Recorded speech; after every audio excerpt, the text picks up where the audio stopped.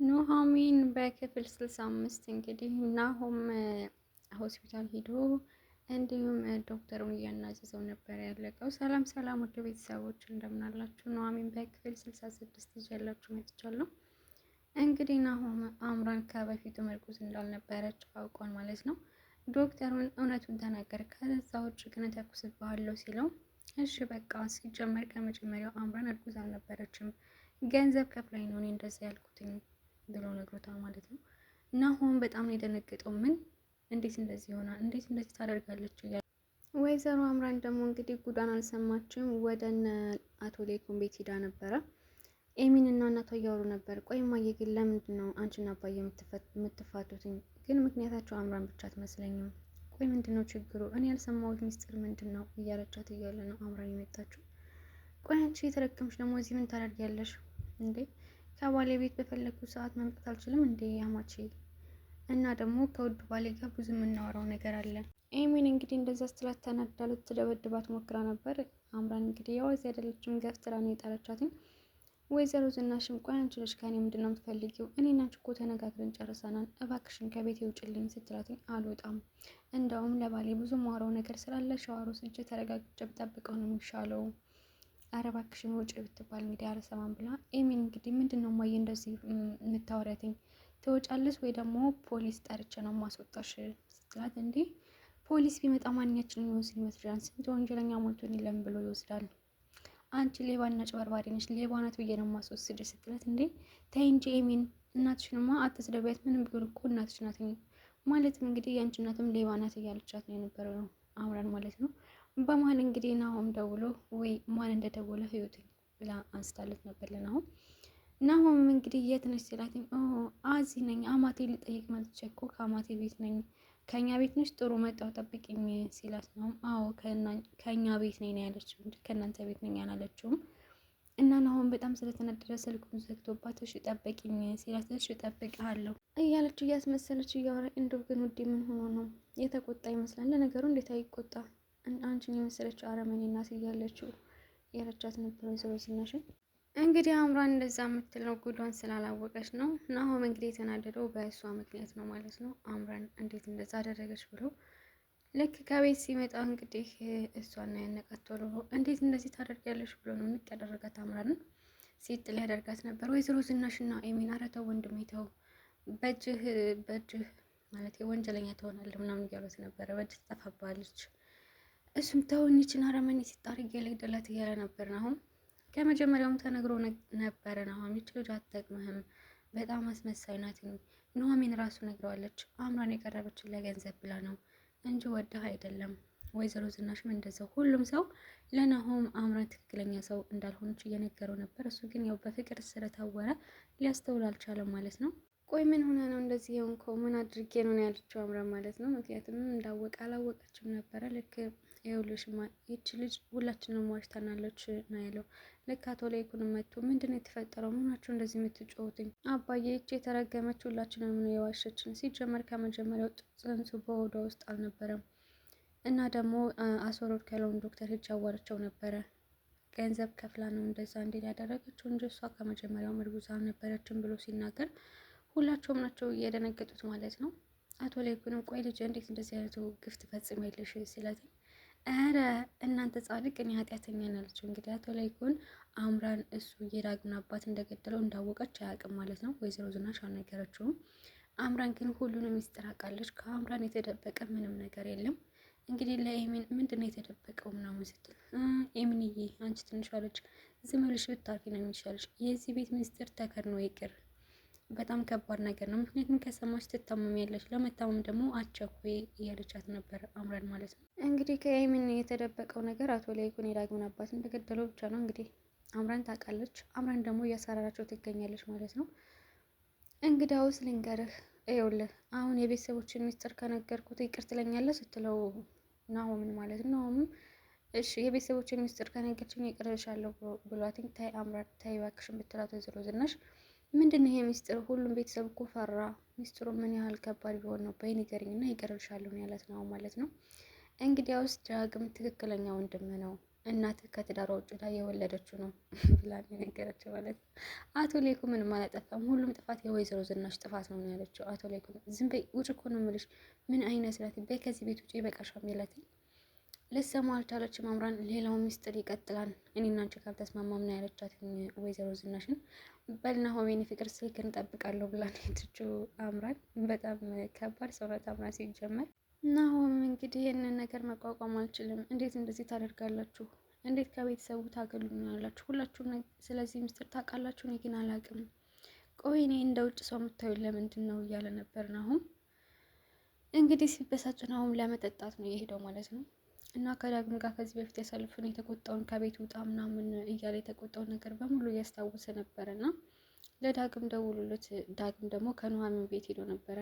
ይኸውልሽ አንቺ ባታስታውሽኝም እኔ መጣሁኝ ወይ ዳግም እየደወልኩልህ ነበር እኮ ግን ስልክ አታነሳም። እና ደግሞ የአባት ነገር ምን ተገኘ? ምን አዲስ ነገር አለ ስትለው ምንም ነገር የለም። አሁን ራሱ ወላይታ ልጠይቅቸው ነበር ከቤተሰቦቹ ይልቅን ከእናቱ ላይ ሌላ ጭንቀት ነው ጨምሬባት የመጣሁትኝ ይላት ነበረ ዳግም ማለት ነው። እሺ ናሆምስ እንዴት ነው? እኔ አላቅም ብቻ ትልቅ ነገር የተፈጠረ ይመስለኛል ግን እስካሁን ድረስ ስደውልለትም አያነሳም እያለችው ነበረ ኑሐሚን ለዳግም ማለት ነው። ዳግም ናሆም በጣም የሚያሳዝን ልጅ ነው። ከዛ ቤት ተገሎ ነው ያለው። ሁሉም ሰው አይወደውም። ሁላቸውም አስመሳይ ናቸው እዛ ቤት ያሉት። ጋሽም እናት ተብዬዋን በጣም አስመሳይ ናቸው እያለ ለኑሐሚን እየነገራት ነበር። ኑሐሚንም ዳግም ቆይ ምን ተፈጥሮ እንደዚህ የምትለው? ቆይ እየተፈጠረ ነገር አለ ወይ እስኪ ንገሪኝ ስትል ኧረ ኑሐሚን በፍጹም ልነግርሽ አልችልም፣ ቢቀርብሽ ነው የሚሻለሽ ግን ታውቂያለሽ ናሆምን በጣላው ነበረ። ግን ይህንን ምስጢር ባወቅኩ በጣም ነው ያሳዘነኝ። በዚህ ምድር አሁን ላይ እንደ ናሆም ያሳዘነኝ ሰው የለም። እባክህን ምንድን ነው የዚህን ያህል ከባድ ነው? አንተን የዚህን ያህል ከረበሸማ ናሆም እንዴት ነው ይሆን የኔ ምስኪን እያለች ነበር ኑሐሚን። አዎ ኑሐሚን ይህን ነገር ልነግርሽ አልችልም። እኔ ራሱ በመስማቴ በጣም ነው የተጸጸትኩት እና የተጎዳሁትኝ እና መስማት የለብሽም ይህን ምስጢር ለማንም መናገር የለብኝም እባክህን ዳግም ንገረኝ ብላ ለምነው ነበረ። ዳግም እንግዲህ ለኑሐሚን አልነገራትም ማለት ነው። ናሆም ደውሎለት ነበር ለዳግም እና ደውሎ ወንድሜ ነው ያለው ማለት ነው። ወንድሜ ሁላቸውም በጣም ነው የደነገጡት። ወንድሜ ነው ያለው እያለች ነበር ኑሐሚንም እና ካለበት ቦታ እመጣለሁ ብለው ኑሐሚንና ዳግም ሄደውለት ነበረ። አንቺ ደግሞ ምን ታደርጊያለሽ ስላት አይ እኔም አስፈልገዋለሁ በዚህ ሰዓት ብላ ነው ኑሐሚን አብረው የሄደችው። እንግዲህ ዳግም ኑሐሚን እንደሚወዳት ይታወቃል። ከናሆም ጋር እንድትሆን አይፈልግም። አሁን ደግሞ ከአምራን ጋር ስለተጣሉ የኑሐሚን እና የናሆም ቅርርብነት ይቀጥላል ማለት ነው። እንደው ኑሐሚንዬ እኔ እኮ ከመጀመሪያውም ወደ ከተማ እንምጣ ብዬሽ ነበረ፣ ይኸው እንደመጣሁ ህይወት የመስቀልቅል አለ እያላት ነበር ለኑሐሚን ማለት ነው። ቆይ ናሆም ምን ተፈጥሮ ነው ስትለው ኑሐሚን ምን ያልተፈጠረ ነገር አለ? አንተስ ዳግም ወንድሜ እንደሆነ እንዴት አልነገራችሁም እስከ ዛሬ ድረስ? እንዴት እንደዚህ ታደርጋላችሁ? እኔን እንደሌላ ሰው ታገሉኛላችሁ እያለ በስካር መንፈሱን እያወራችሁ ነበር። ዳግም ምን እኮ ልነግርህ ነበረ። አይ አንተ እንኳን አትነግረኝም ነበረ ደግሞ ሳልነግርሽ ሌላም ችግር እኮ አለ ኑሐሚንዬ አላትኝ። ግን ይህን ነገር ማን ነግሮ ነው ስትለው አምራን እናቴ ነገረችኝ። በጣም የምጸጸተው ግን ይህንን ምስጢር ከአምራን በመስማቴ ነው። አንቺ ኑሐሚን እኮ ድሮውንም ልክ ነበርሽ። እና ደግሞ ኑሐሚን ያንን ነገር እኮ አረኩኝ ሂጄ ዶክተሩን አናዝዤው ነበረ እና ደግሞ ኑሐሚን ከመጀመሪያው እርጉዝ እንዳልነበረች እና ገንዘብ ከፍላ እንዳሳመነችው ነገረኝ እያለ እንግዲህ ነው በጣም መሳክሮ እያወራቸው ነበር። ምን ያቺ የተረገመችው አምራን ሲጀመር እንደዚህ እንደምታረግ ገብቶ የነበረ እያለች ነበር ኑሐሚንም። ናሆምም እንግዲህ አዎ ኑሐሚን አንቺ እኮ መጀመሪያውንም ነግረሽ ነበረ፣ አንቺ እኮ በጣም ትክክል ነሽ እያለ እንግዲህ እያወራት ነበር። ኑሐሚንም በቃ ወደ ቤት መሄድ አለብን ሲለው ናሆምን አይ በፍጹም እኔ እዛ ቤት ተመልሼ መሄድ አልፈልግም። ኑሐሚን በቃ ከኔ ቤት እንሄዳለን፣ አባዬ የሚለም እህት የሚለችም ስለዚህ ከኔ ቤት እንሄዳለን ብለው ወደ ኑሐሚን ቤት ነው የሄዱት ማለት ነው። እንግዲህ ልክ ከቤት ሲገባ ከወይዘሮ ዝናሽ ቤት ቀጥሎ ይሄን ቤት ስለበጠበጥኩ በጣም ትልቅ ይቅርታ ጠይቃለሁ ያለ ነበረ እና በቃ ዳግም ማለት ነው ኑሐሚን እኔና ናሆም እዚህ ከሳሎን እንተኛለን፣ አንቺ ብቻ ፍራሽ አምጪልን ሶፋ በቃ ወይ ፍራሽ አምጪልና እኔ እነሱ አብረን እንተኛለን ሲላት እንዴ ዳግም ምን እየሆንክ ነው ማለት እሱ ከውስጥ ገብቶ ይተኛ። አይ እንግዲህ ሁለታችሁ አትጨቃጨቁ እኔና ኑሐሚን ከውስጥ ገብተን እንተኛለን ሲል ናሆም ማለት ነው። ምን አለ ዳግም አይ ማለቴ ከኑሐሚን ክፍል አጠገብ ተኛለሁ ማለቴ ነው፣ ያው እናንተ ከምትጨቃጨቁ ነው እያለ ነበረ ናሆም ማለት ነው። ዳግም ግን ምን እያሰብክ ነው በዚህ ሰዓት ብላ ናሆምን ወደ እንግዳ ክፍል ይዘው ሂዳ ከተኛ በኋላ እንግዲህ ኑሐሚን አይ ሴቶች ግን ማለት ነው የሚወዳችን ታች የማይወዳችን ጋር የምትጠለጠሉት አይደል? እንግዲህ እንደሚታወቀው ዳግም በጣም ይወዳታል ኑሐሚን፣ እሷ ደግሞ ናሆምን ነው የምትወደው። እና ናሆምን ስትስመው ዳግም እያያት ነበረ ከተኛበት ማለት ነው። አምራን እያለ ሲጠራ እንዲህ ተኝታም የአምራን ስም ነው እንደምትጠራው እያለች አይ አምራን በኋላ ቀጥሎ አምራን በጣም ነው የምጠላሽ አዎ እንደሱ ብትል ነው የሚሻል እያለች እየተደሰተች ነበረ። ኑሐሚን እንግዲህ ለአቶ ሌኩን ደውላ ደግሞ ናሆም እኛ ጋር ነው ጋሽ እርሶ አይጨነቁ ብላ ነግራቸዋለች ማለት ነው። አቶ ሌኩንም ግድ የለም እኔ በጧት መጥቼ አዋራዋለሁ እና ደግሞ እውነቱን ነገር እነግረዋለሁ ብሏን አቶ ሌኩን ሳስበው ግን ዳግም የአቶ ሌኩን ልጅ ነው። ምክንያቱም ከወይዘሮ ዝናሽ ሌላ የወለደው ነው የሚመስለኝ። ከዚህ በፊት አንቺ ብቻ አይደለሽም እኔም ጥፋት ሰርቻለሁ እያለ ነበር። ግን ጥፋቱን ሊነግራት አልፈለግም ለወይዘሮ ዝናሽ። እንግዲህ ዳግም በጣም ነው የተናደደው። እንደዛ ስታደርግ ኑሐሚን ስላየ በጣም ተናዶ ከሳሎን ወዳ ይኸው እንትን አንጥቼልሃለሁ ካልበስ ብላ ስትሰጠው እንዴ ስትስሚው ይችሻለሁ ነው ያላት። እና ዳግም ማለት ነው በጣም ተናዷል። እንዴ አንተ ተደብቀ እያየን ነበር ማለት ነው? አይ በአጋጣሚ መታጠቢያ ቤት ፈልጌ በዛ ሰልፍ ነው ያየኋችሁ። እንዴ መታጠቢያ ቤት እኮ በዛ አይደለም፣ እንዴት እንደዚህ ታደርጋለህ? ይቅርታ እንደዛ ማድረግ አልነበረብኝም፣ ግን አንቺ እንዴት እንደዚህ ታደርጊያለሽ? እኔ እኮ በጣም ነው የምወድሽ እያለች ነበረ። እንዴ ዳግም ከመቼ ወዲህ ነው እንደዚህ የምትሆነው? ፊትህ እኮ በጣም ተቀይሯል እያለችው ነበር። አዎ ተቀይሯል። አንቺ ደግሞ ይሄ ስሜት አዲስ አይደለም። አንቺን በጣም እንደማፈቅርሽ ታውቂያለሽ። ልክ ናሆምን እንደማፈቅረው አንተም ናሆምን እንደማፈቅረው ታውቃለህ እና ያለችው ኑሐሚን ማለት ነው። እንግዲያውስ እኔ እንጂ መርሳት አልችልም። በቃ ኑሐሚን የኔ ንግስት ይላል እሱ። እሷ ደግሞ ናሆም የኔ ንጉስ ትላለች ማለት ነው። ዳግም መስኪን ልጅ ነው እንግዲህ ኑሐሚንን መርሳት አልችልም፣ እሷን መተው አልችልም በቃ እያለ እየተጸጸተ ይገኛል። ኑሐሚን ደግሞ እሷን ልትረዳው አትችልም፣ ምክንያቱም እሷ የምትወደው ናሆምን ነው። አሁን ደግሞ ከአምራን ጋር ስለተጣሉ ጥሩ ሆኖላታል ለእሷ ማለት ነው። ደስተኛ ሆናለች ከአምራን ጋር ስለተጣሉ። ከመጀመሪያውም አምራን ላንተ አትሆንህም እያለች ብዙ ምክር ትመክረው ነበር ያለን። አሁን በስተመጨረሻ እንግዲህ ተሳክቶላታል።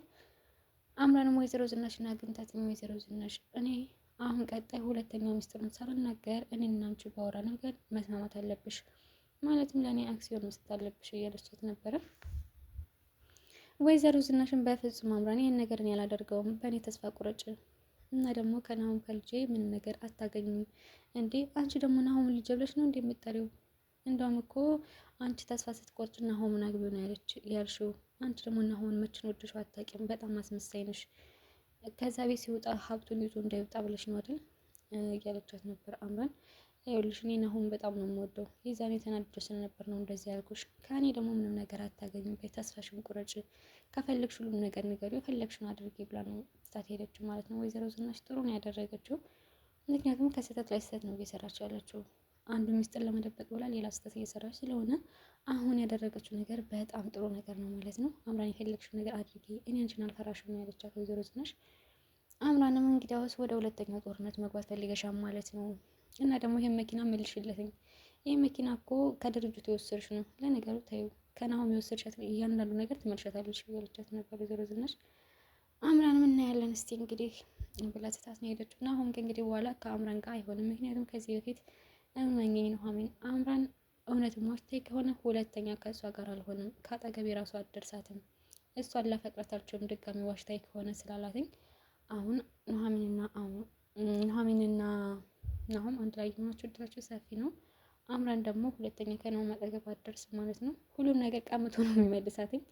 ምክንያቱም አምራን መጥፎ ሴት እንደሆነች አውቀው ማለት ነው። ናሆም ውዶች እንግዲህ በክፍል 66 ይህንን ይመስላል። በክፍል 67 እስከምንገናኝ ድረስ ቸር ሰንብቱ። ሀሳብ አስተያየታችሁን በኮሜንት ላይ አስቀምጡልኝ ባይ